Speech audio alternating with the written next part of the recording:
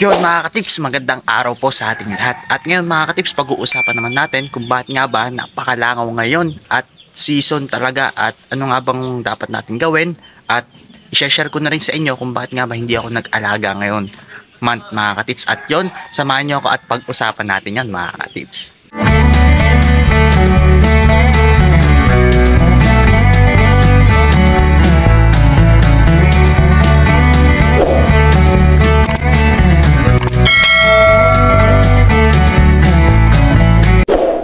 Ayun mga katips, magandang araw po sa ating lahat. Yan mga katips, at sa wakas nakapag-vlog na naman tayo ulit mga katips. Pasensya na kayo at wala tayong update at wala tayong alaga ngayon mga katips, kaya hindi tayo masyadong vlog. Pero marami akong nakareserbang mga topic dyan mga katips. Gusto ko lang gawin yon kapag meron na po tayong alagang manok o sisiw para mas lalo nyo maintindihan yung aking mga sinasabi mga tips. At ngayon, napablog ako dahil gusto ko i-share sa inyo to kung bakit nga ba hindi ako nakapag-alaga ngayon at bakit nga ba napakadaming langaw ngayon mga katips. Ano po?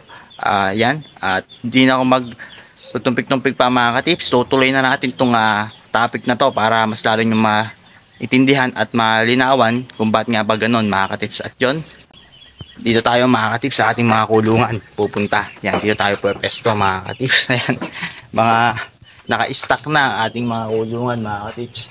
Lilinisin na lang to ulit. At yun, ating brooding cage yan mga katips. Marami ng agiw.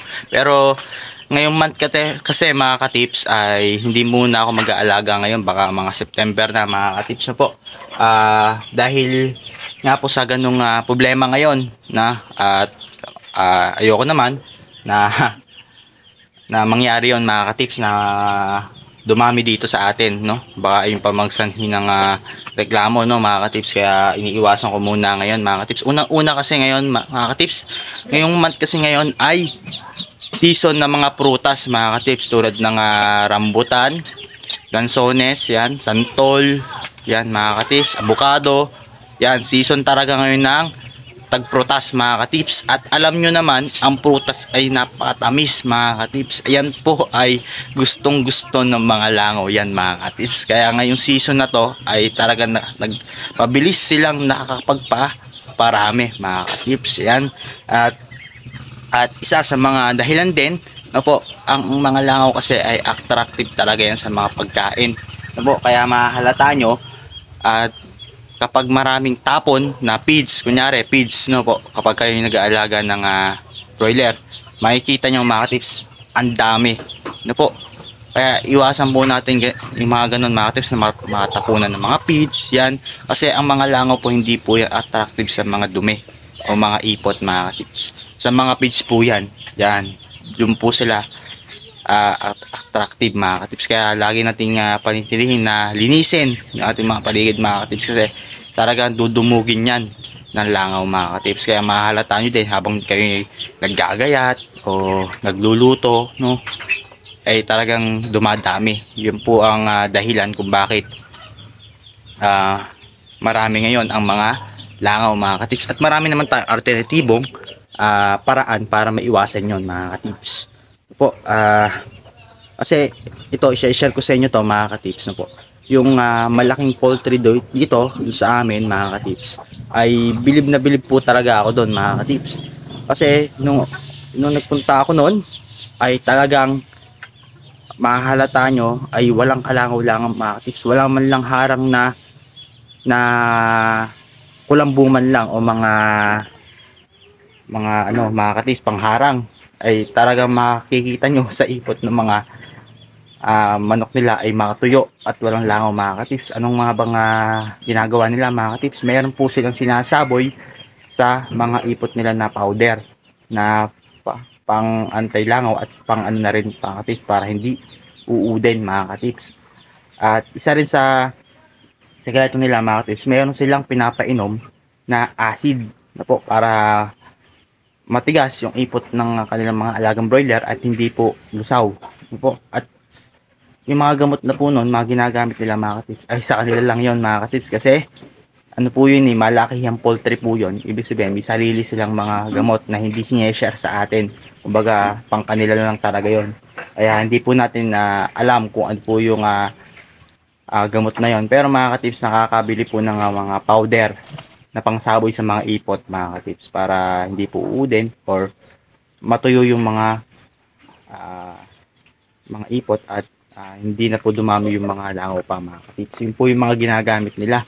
At yun po yung susunod kong i-share sa inyo. Itatanong ko ano yung gamot na yon mga katips. At para yung iba na nakakarasan ng ganito, kahit mga maliliit pa lang na alaga, ay mag-search po kayo mga katips sa mga Shopee. Meron po doon mga pang-spray na panglangaw. Tingin ko naman effective yon mga katips. Yun nga lang, iiwasan nyo na baka matuka, mainom o mainom nila ay baka po maka-epekto sa inyong mga broiler ay mamatay mga katips na po. Iwasan lang po natin yon. Yan. At sa akin kasi mga katips, nangyari na rin sa akin yon mga katips na po. Yung dinagsa, bilang dumami. Pero yon ay seasonal lang talaga. Pagkapag may tag-prutas mga katips o tag-ulan. Yan. Diyan po kasi nakakapagparami yan sila mga katips. Kaya alam ko na dito sa atin sa Laguna mga katips ay nakakaranas ng ganyan. At ang unang sinisisi nila mga katips ay ang mga poultry farm mga katips. Gawa daw ng poultry. Pero sa totoo lang hindi po doon ang dahilan mga katips. Kasi sa tagal-tagal na nila nag-aalaga dito sa kunyari sa lugar namin, tagal-tagal na, ay hindi po talaga yun ang isa sa problema kung bakit maraming langaw mga katips. Dahil po nagkasabay-sabay, prutas, yan, isa rin niya sa prutas. Isa rin niya sa dahilan kung bakit mabilis sila magparami mga katips. Talagang season na yan. Sa susunod naman mga katips ay wala na ho yan po. Hindi na po yan madami, kumbaga mga katips, pag wala ng mga prutas. Yan, seasonal lang talaga o kapag mayroon lang tarang ganyan na pangyayari mga katips. Yun lang po ay opinion ko mga katips, kasi sa observation ko talaga sa mga napupuntahan ko ay wala pong hindi po sa kanila ang dahilan mga katips kung bakit ganon. Kaya suggest ko lang yan, panatilihin natin malinis mga katips yung ating mga lugar po, lalo na kung marami kayong prutas sa bahay nyo o sa paligid nyo, ay linisin lang natin mga katips para hindi dumami. Talagang dadagsain kayo, lalo na pag may handaan kayo mga katips, yan, napakadami po. At yun lang, i-share ko mga katips na ganun po ang senaryo ngayong month, kaya hindi po ako nag-aalaga ngayon. At yun mga katips, kaya yan, suggest ko sa mga may alaga ngayon mga katips, linisin nyo yan, at huwag nyo hayaan na mabasa mga katips po. Huwag nyo hayaang mabasa yung ipot nila para hindi po langawin yan, para hindi na rin mga katips, para sure na hindi po kayo magkaroon ng problema sa ganyan pong senaryo mga katips. Talaga mararanasan nyo ngayon yan po, kaya ingat-ingat lang po mga katips. Talagang masipagan nyo po yung paglilinis mga katips para hindi po maka-epekto sa inyong mga alaga din mga katips, yan, kasi pag ganyan pong madami talaga mga katips, nagkakaroon din po ng complication yan sa ating mga alaga mga katips. Nai-stress po sila po. Kasi one time na-experience din ako mga katips, yung mga gamo-gamo naman, totoo naman po na nagbibigay po yun ng protein sa ating mga alaga. Kaso nga lang po talaga mga katips, pag sobrang dami na, ay nai-stress po sila, nagkakaroon po ng stampede o pagsisiksikan dahil sobrang natatakot sila. Ay doon naman po pumapasok yung sobrang stress na nila at nagkakaroon ng heat stroke mga katips sa sobrang init. Kaya yun po yung suggest ko sa inyo mga katips, na kung maaari ay maglagay po kayo ng tabing doon sa mga anuhan nyo ng ipot mga katips, o kaya kulambo. Ganun po kasi yung ginagawa ko para walang makapasok mga katips, kasi hindi po talaga may iwasan yung malaglagan tayo ng feeds.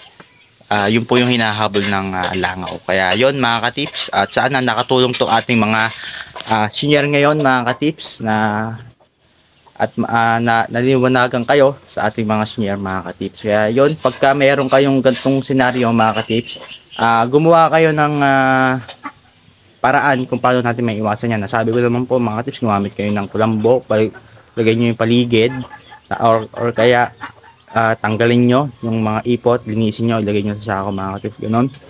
Pangatlo ay huwag nyo hayaan na mabasa yung ipot mga tips para hindi po dumami. At pang-apat, pwede kayong magsaboy ng kunyari ipa or husot, no po, para hindi po dapuan mga tips. Yun po yung mga tips ko. At pang-lima, try nyo pong bumili sa mga Shopee or Lazada ng mga pagtanggal po doon sa langaw. May pang-spray po doon mga tips. Kung okay sana, kung meron po kayong pagtatanungan dyan sa mga feed store na pang tanggal nga po sa ganon, meron naman po talaga nabibili mga tips. Powder po yon, isang malaki, kilo-kilo. Yun po ay sinasaboy sa ipot mga tips. Talaga effective po yun. Talagang sunog o tuyo yung mga ipot mga tips. At patay din yung mga ud-ud o anumang mga insekto dun sa na dumadapo dun sa ipot mga tips. Kasi pag sobrang daming insekto or langaw ayun, nagkakaroon din po sila ng problema. Ating mga alaga nagkakasakit na. Kasi mga may dala din kasi yung mga sakit. Kasi san-san po yan dumadapo. Ano po, kaya yun po yung iniiwasan natin ngayon. At yun mga ka-tips, maraming salamat. At tuloy-tuloy pa rin tayo sa pagbibigay ng mga tips at advice. Kaya yan, huwag kayong magsasawa. Suportahan ang ating YouTube channel mga ka-tips. At meron naman tayong FB page na JTips TV. Yan, pwede po kayong mag-comment yan or pwede kayong mag-follow. Pwede rin po kayong mag-PM sa akin or kung meron po kayong katanungan mga ka-tips. Talagang naantala lang talaga yung ating pag-aalaga. Pero tuloy-tuloy pa rin tayo mga ka-tips nyo. Yan. At yun, maraming salamat po ulit. At lagi kong sinasabi sa inyo, happy farming po sa ating lahat mga ka-tips.